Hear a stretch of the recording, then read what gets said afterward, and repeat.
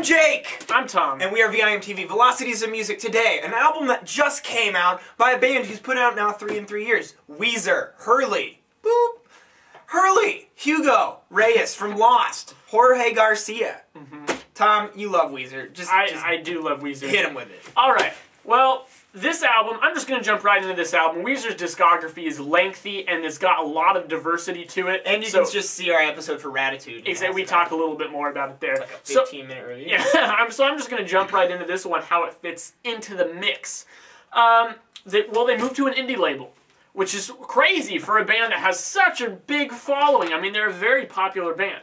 But the difference is that made for me, it made it a little noisier. Especially with the guitar. So the guitar, I actually got more of a Pinkerton vibe in that noisiness. There's just lots of edgy little screeches and just, I mean, you get that just huge, like, mid-range guitar sound when you got the power chords going. It's not nice and tight like it was for, like, Green Album and Maladroit, a lot looser.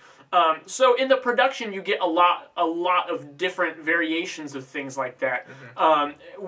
So for once, for Weezer, this has almost never been the case. The production is not something that brings this album together. It actually makes each track stand apart. Rather than kind of tying it together, I really feel like most other Weezer albums, you get the production making an overall mood to it, but it doesn't happen here. But really, I mean, when I look at this list of songs, there's some good ones, there's some standouts, but there's also just some filler, and it's only 10 tracks. And the deal is, they came out with Red Album in 2008, Ratitude in 2009. Now, honestly, I think Ratitude came out in October of 2009. I mean, it's been less than a year. Yeah, barely even a year later, you get Hurley. And it's like, you know, these guys are great, but honestly, I would have preferred one album of, like, one 14-track album of just all the best songs from these last 3 albums than these 3 albums. And albumized. Yeah, make it a good album, like exactly. Blue Album. Yeah. So for me, it's just like they're diluting themselves. We talk about that a lot on Velocities in Music, diluting the quality of the body of your work as a whole. And I feel like that's kind of what they're doing on this album and with regards to their past releases. I mean, it's not... That makes it actually sound like it's a lot worse than it is. It's not that bad, but still, I'm just saying in comparison to, like, their first 4 or 5 albums, a lot better. A lot better than this. And it's just kind of like...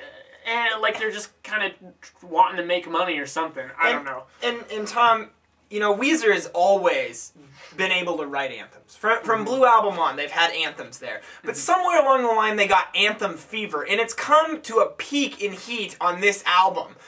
Because I feel like every one of these songs, with the exception of the closer, you could categorize as an anthem. Verse, chorus, bridge, chorus, extremely loud, and really fun to sing along to, catchy, and that's Weezer's forte, and that's what fine. Rivers Cuomo does. But you know, a whole album of that over and over and over again, when you know what's gonna happen, it wears thin, no matter how good the tracks are. And I was telling Tom right before we flipped the camera on that, you know, I really got into some of these to this album at the beginning of the album, but then I felt like tracks 5 through 8 there was just this big saggy boob, and this giant saggy boob, and all bands, I feel like all bands that follow a verse chorus song structure are going to have this because it wears thin on the listener. And if you're listening to an album as an album, if you're listening to it tracks 1 through the end from start to finish, you will find that it's wearing thin, and it will become hard to make it all the way through. I feel like any one of these tracks could be a standout track if they were by themselves. And maybe that's why I really like how the indie production, I thought it fit Weezer's sound more. And maybe that's because it did separate the songs a little bit when otherwise they would sound exactly the same. Yeah, it's almost like you don't want the songs to blend together too much, because then it just shows you how weak they are when they come together.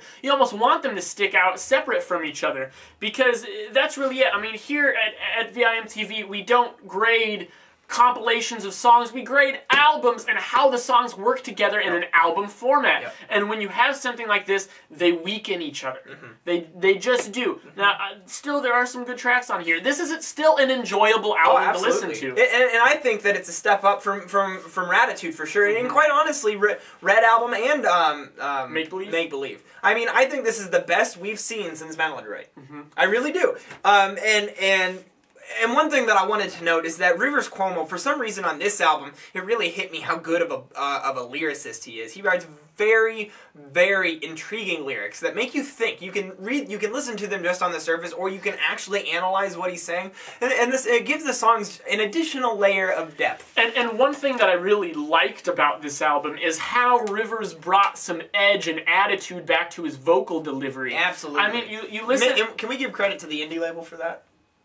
I don't know. Alright, you did. But it's still a good point. But I feel like on Raditude, he was really playing it safe. He was kind of being a softie, and I'm like, oh man, I hope he hasn't just lost it forever. But really, you listen to tracks like Where's My Sex and Unspoken when it gets to the heavier part, Brave New World. Brave New World, even like the verses of Memories.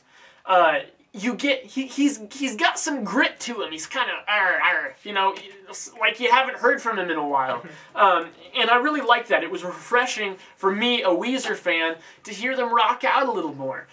So that was good. Big thing for me though, the drums. I felt like they were doing way too much electronic production techniques with the drums, whereas you go back to Weezer's first 3 albums, the drums are driving it, the drums sound big, and I miss that.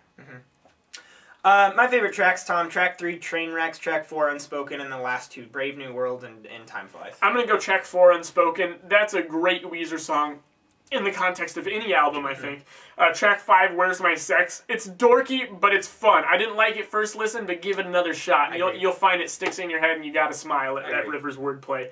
Then I'm going to go with track 8, Smart Girls, another really just kind of dumb one, but I can't help but love it. And the last track, Time Flies. Now, Tom and I on Raditude, which if you're watching this at VIMTV or at velocitiesmusic.com, right down there you'll be able to see our scores. We gave Raditude 75s, both of us. It was episode 22, we really didn't know what we were doing yet. Now, after discussion, I would say that I'd probably give it low 60s. Tom, what? Mid-60s. You know, and so in context, this will look like we're giving this one a worse score, I think, but it's actually, in my opinion, above Raditude. Yeah. I'm going to go 68, Tom. Okay, I'm going to go 67.